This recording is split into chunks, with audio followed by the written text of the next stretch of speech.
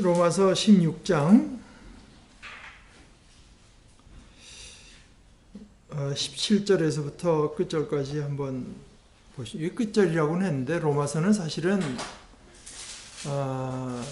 이 소위 엔딩, 이 끝부분이 이 다양한 모습으로 전해지고 있어서 정확히 바울 사도가 처음에 썼던 편지가 어떻게 끝맺었는지는 사실은 아무도 알 수가 없습니다. 그러나 우리가 이제 여러 가지 우리에게 전해진 사본을 통해서 이럴 것이다, 저럴 것이다 이제 짐작하는 수밖에 없는데, 뭐 전문가들이 제일 그럴 듯하다고 생각한 대로 이제 우리에게 전해준 것을 기초로 해서 우리가 한번 생각해 보도록 하십시다.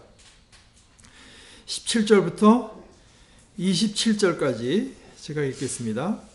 형제자매 여러분, 내가 여러분에게 권합니다. 여러분이 배운 교훈을 거슬러서 분열을 일으키며 올무를 놓는 사람들을 경계하고 멀리하십시오.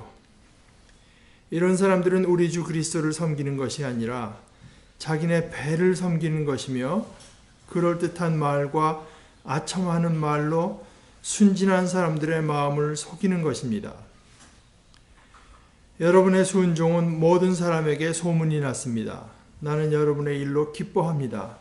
나는 여러분이 선한 일에는 슬기롭고 악한 일에는 순진하기를 바랍니다.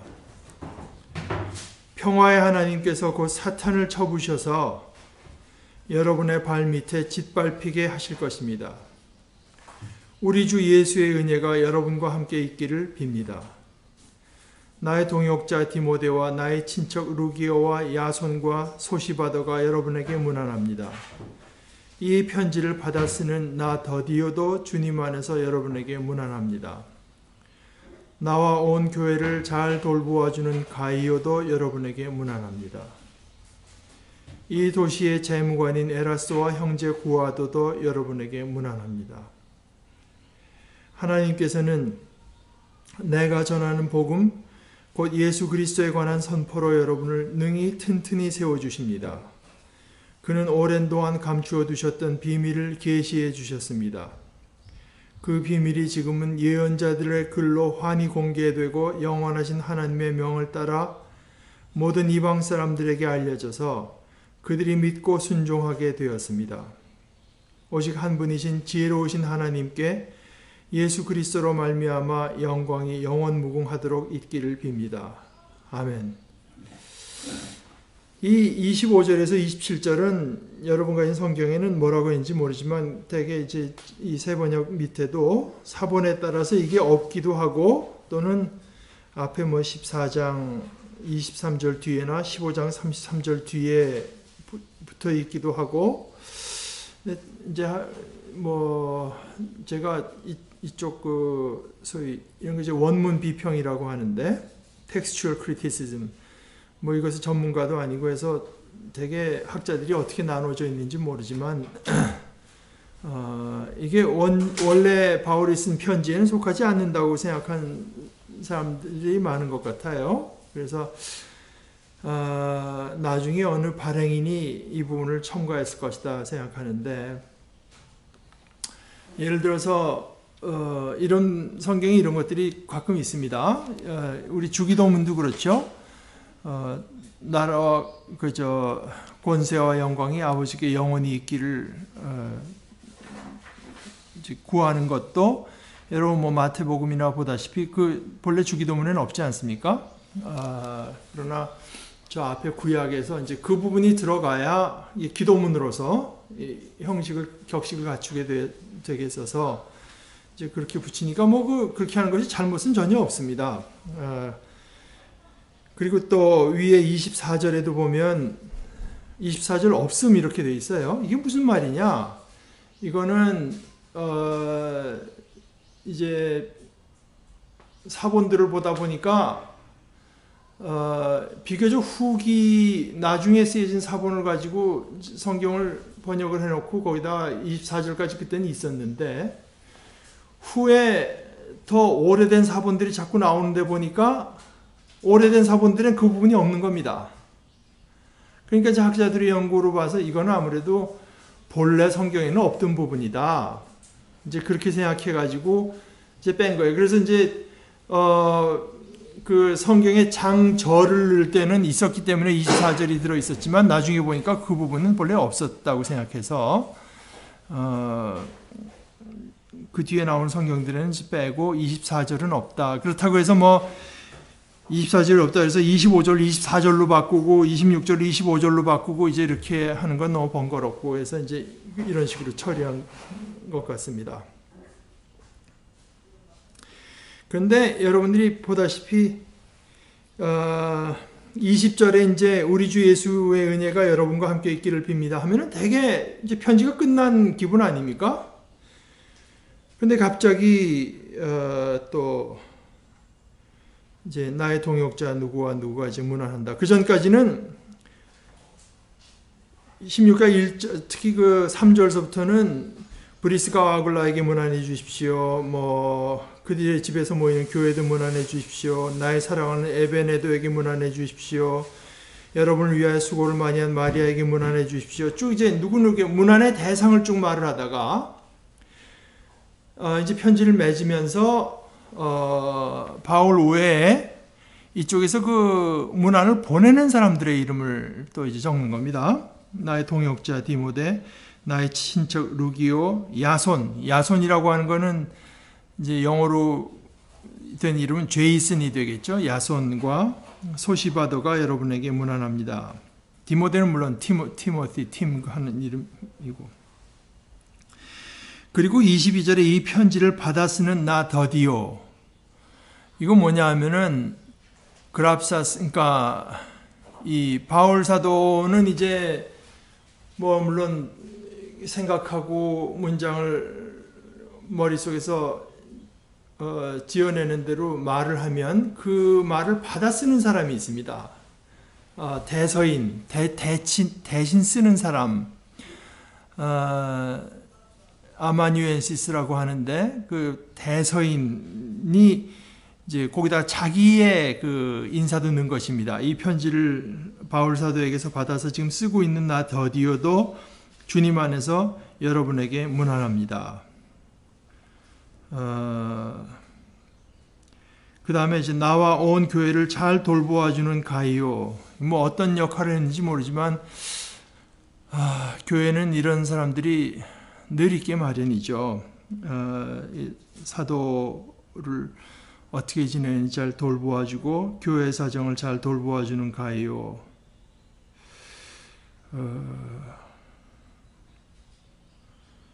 제가 이 영락교회 다닐 때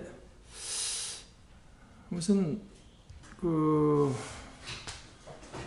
평신도 신학원이라고 하는 걸 이제 그때 프로그램을 갖고 진행했었는데 그때 그 교회에 말하자면 어떤 안수집사 한 분이 이쪽 교육부 쪽에 교육부 쪽에 그 재정 이걸 맡아서 하는 분이 있었는데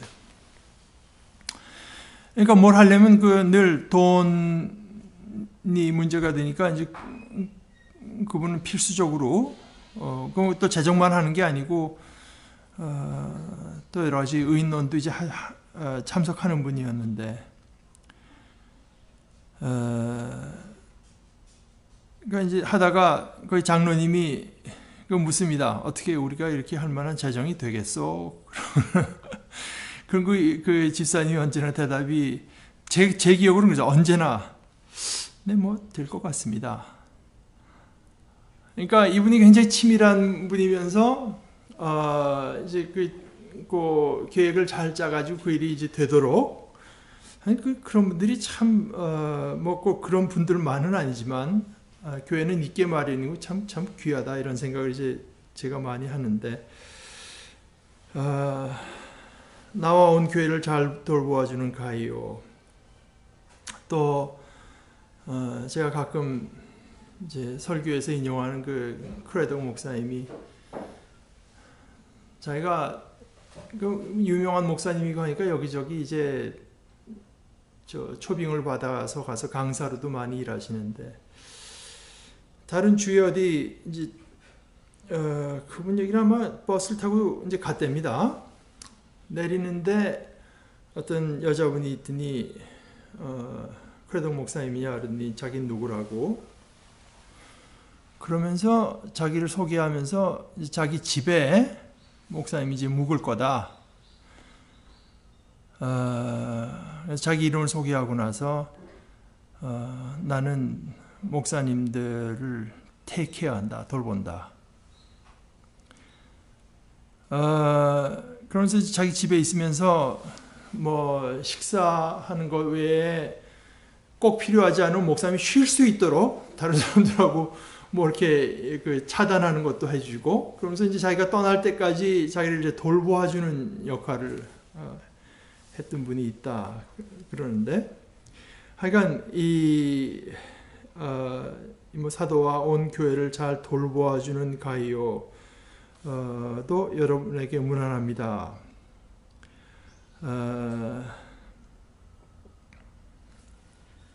영어로는 이제 my host and of the whole church 뭐 그렇게 말을 했습니다.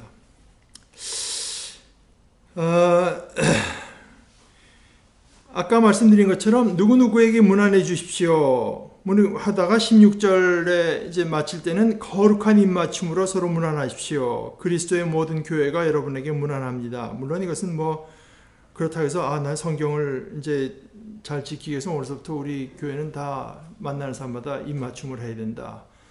뭐 이런 건 아니겠죠. 거룩한 입맞춤으로 서로 인사하라고 했으니 문안하라고. 그러니까 아까 그 크레동 목사님이 어느 교회에 이제 초빙 받아서 갔는데 성찬식을 하는데요. 뭐 떡을 어떻게 되더라? 설교를 하더니 떡을 나누고 나서 교회를 다 나가더래요.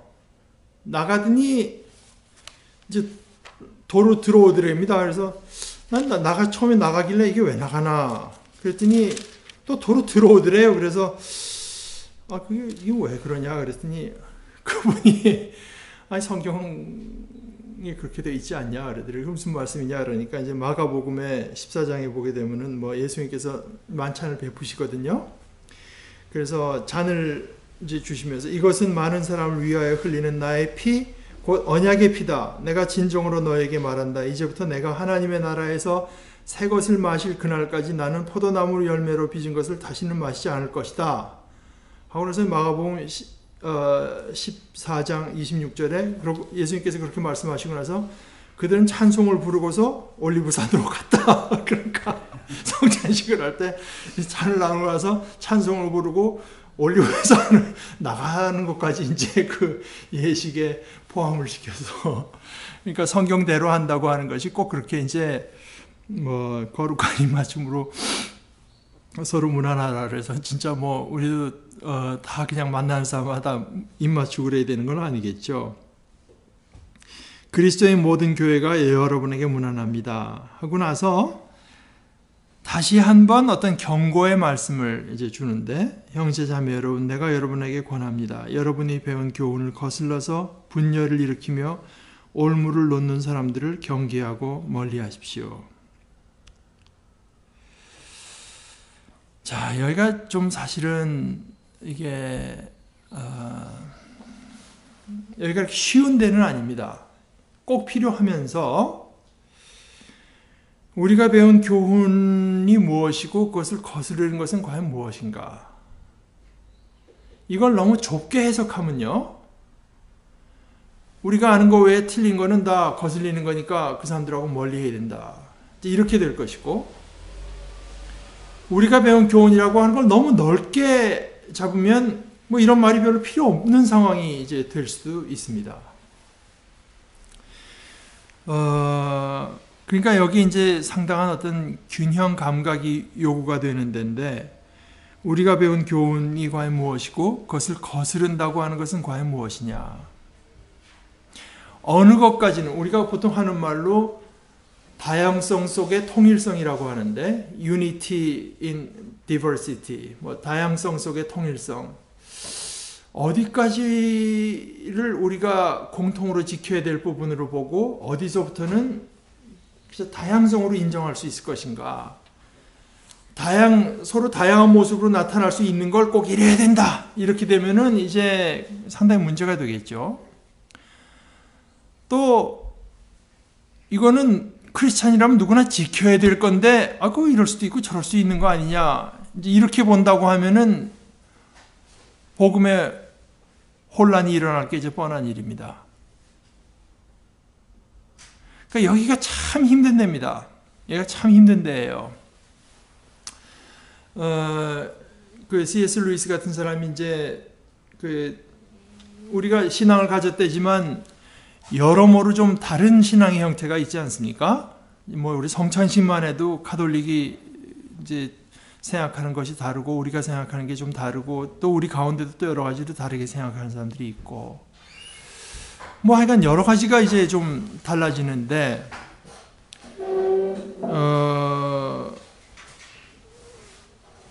그것을 우리가 우리의 신앙의 어떤 필수적인 요소로 생각할 것이냐 아니면은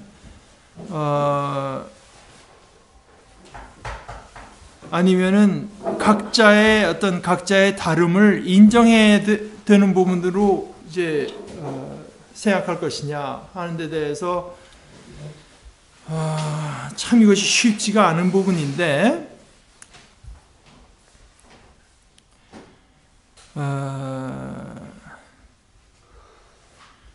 여러분들은 어떻게 생각하시는지 모르겠습니다. 그런데 이제 대개 교회가 전통적으로 생각하는 것은 아마 제 생각에는 사도신경이라고 하는 것. 그러니까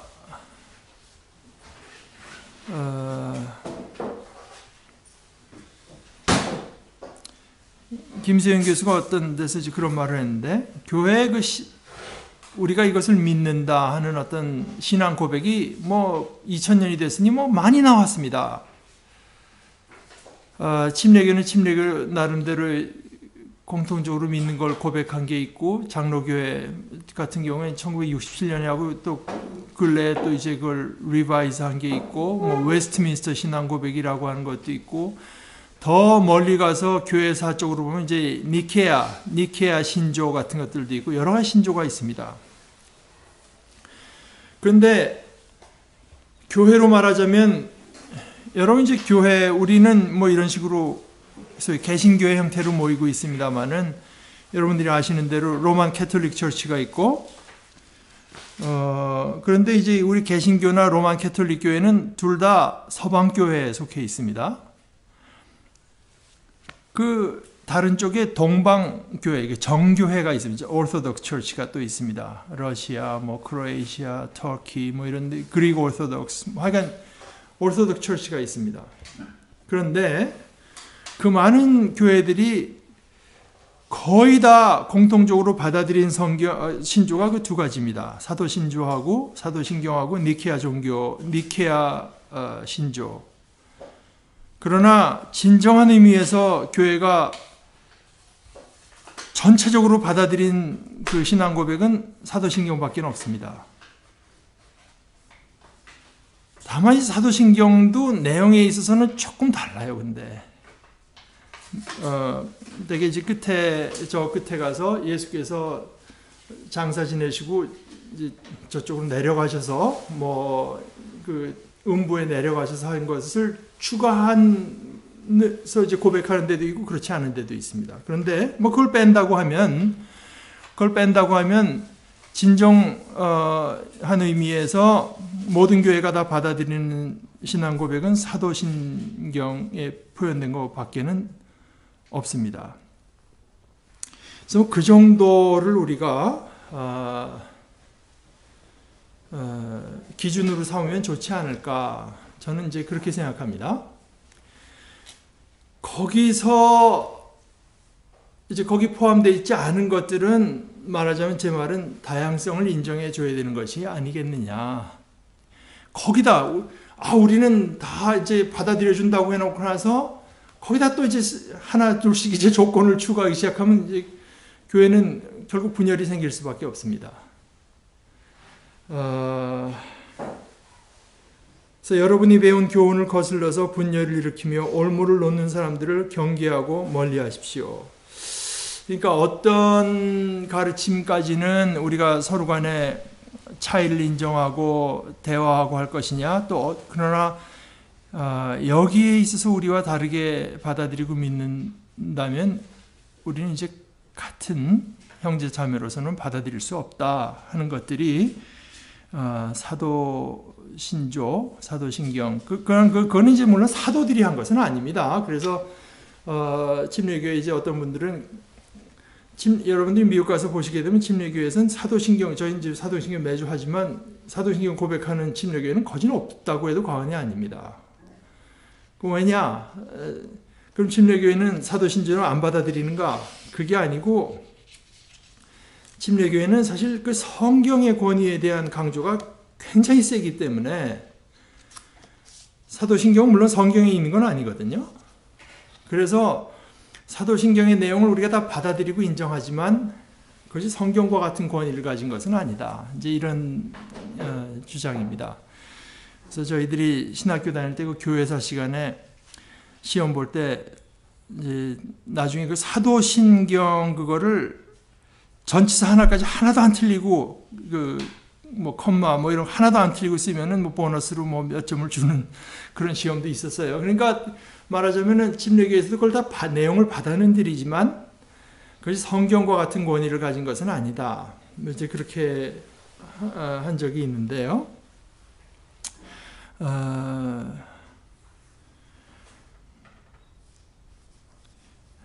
우리가 늘 좀 생각해 봐야 될 것은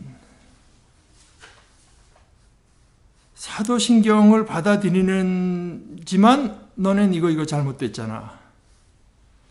이렇게 하면 결국 교회 분열이 생길 수밖에 없습니다. 그렇지 않아요? 사도신경 외에 다른 부분에 대해서 나는 이렇게 믿습니다. 그대들은 그렇게 믿습니까? 뭐 이 정도는 얼마든지 좋습니다. 그런데 너희들은 틀렸어. 이렇게 되면은 이건 좀 문제가 생기기 시작합니다.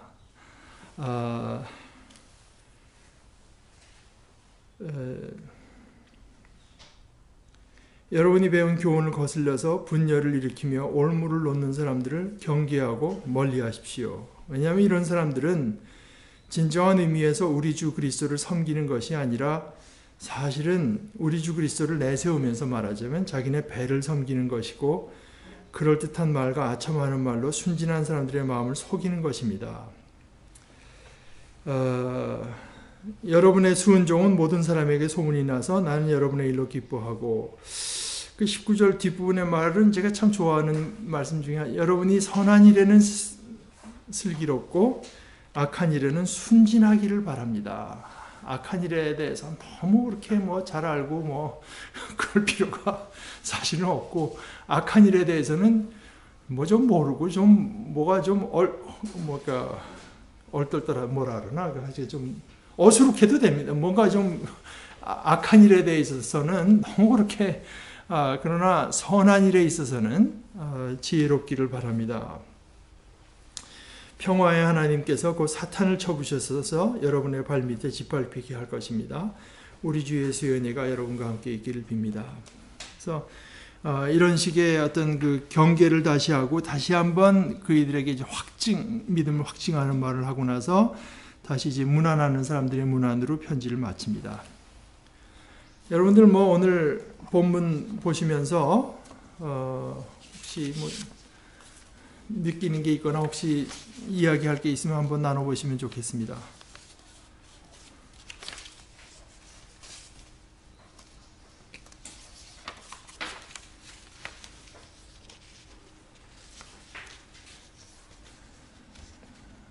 제가 가톨릭 교회나 정교에 대한 얘기는 이제 여러 번 했기 때문에 오늘은 얘기를 하지 않겠는데, 사실 지금 한국 교회에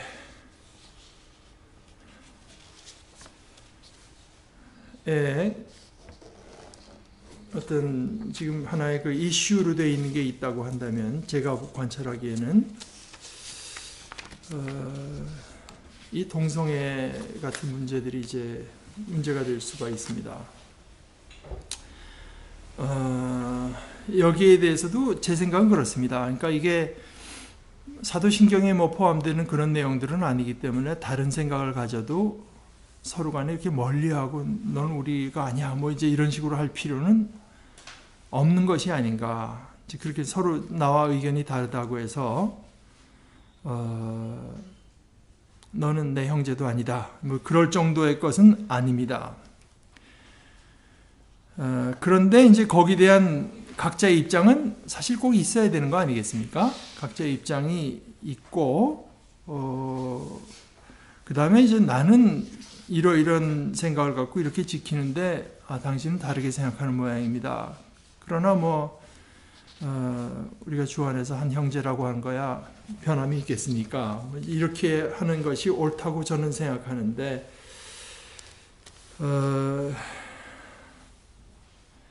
지금 이제 문제의 핵심은 제가 보기에는요, 동성으로 뭐 서로 혼인한다, 뭐 미국에서는 벌써 여러 대다수의 주에서 그것이 이제 허용이 되는데, 그런 어떤 법적인 어떤 혜택을 받는 문제를 떠나서 동성애 자체가 하나님의 뜻에 합치하느냐, 거기에 대한 거라고 저는 봐요. 그런데 대개는 이제 자꾸 그 문제의 핵심을 자꾸 회피하는 경향이 있는 것 같아요. 우리가 동성애 가진 사람들의 권리도 주장, 이제 그걸 반대하는 게 아닙니다. 근데 성경에서 이제 그 동성끼리의 어떤 결합이라고 하는 걸 성경이 과연 오케이 하느냐 아니냐, 그건 또 다른 문제거든요. 근데 이제 지금 분위기는 말입니다. 제가 보기에 한국은 모르겠지. 한국도 뭐 한국은 좀 다르습니다. 미국은 하여간 분위기는 성경의 내용을 이렇게 봐서 나는 동성애가 하나님의 뜻과는 어긋난다. 이렇게 가르치는 것에 점점 제동이 걸리는 분위기입니다. 그러니까 다시 말해서 성경을 처음에 이 사람들이 이제 들고 나올 때는 당신이 이렇게 해석하고 나는 이렇게 해석할 수 있는, 이렇게 하다가 이제 점점 사회 분위기를 타면서 성경을 그렇게 해석하면 안 돼, 이런 식으로 이제 우리가 성경을 보고 동성끼리의 이거는 성경에는 이게 옳지 않은 걸로 되어 있습니다. 나는 그렇게 믿습니다 하고 말하는 자체, 지금 처음에 말은 서로 다양하고 우리들의 의견도 받아들여준다고 하다가 이제 슬슬 하면서 너희처럼 해석하면 안 돼, 이런 식으로 이제 가는 분위기인 것 같아요. 근데 결국은 이제 뭐 그렇게 가는 것이 사회 분위기, 저는 이거 하나의 시대 정신이고 사회 분위기라고 보는데, 자꾸만 여러분 뭐 그 신학 펀치에도 보게 되면 그때 아마 언제 한번 거기에 대한 얘기가 있었는데, 그러니까 약간 그 전통적인 위치의 승분이 이거는 아무리 봐도 이거는 성경이 가르친 거는 맞지는 않는 것 같다고 말을 하면은 자꾸 그 논점을 슬슬 돌려가면서 그 사람들 우리가 배척하면 안 되고 박해하면, 그걸 부인하는 게 아닙니다. 뭐 사실 동성애보다 훨씬 더 가증한 죄를 제가 이미 많이 짓고 있는 걸 제가 알고 있고, 그런 입장에서 뭐 그걸 한다 해서 당신은 죄인이다 이렇게 하자는 것이 아니라, 성경에서 이제 성경의 입장에 그걸 거기에 대한 입장이 없느냐, 성경에는 또 있다면은 과연 오케이라고 하느냐 아니라고 하느냐, 저는 뭐 아무리 읽어봐도 그건 하나님의 질서에 있어 그것은 맞지 않는다고 성경이 가르치는 것은 뭐 의심할 여지가 없다, 이제 그렇게 보고 있는데, 다만 이제 그렇게 자기 입장을 가지면서 내 입장과 다른 사람과 화해하면서 서로 받아들이면서 지내는 것은 또 다른 문제이기 때문에 이제 우리가 그런 문제들에 있어서, 그런데 사실은 생각하면 자기 입장을 어떻게 보면 분명히 가질수록, 공부를 하고 입장을 가질수록 다른 사람과 이제 함께 지내기도 어떻게 보면 쉬워질 가능성이 많죠. 공부를 안 하고 그냥 나는 이렇다고 해서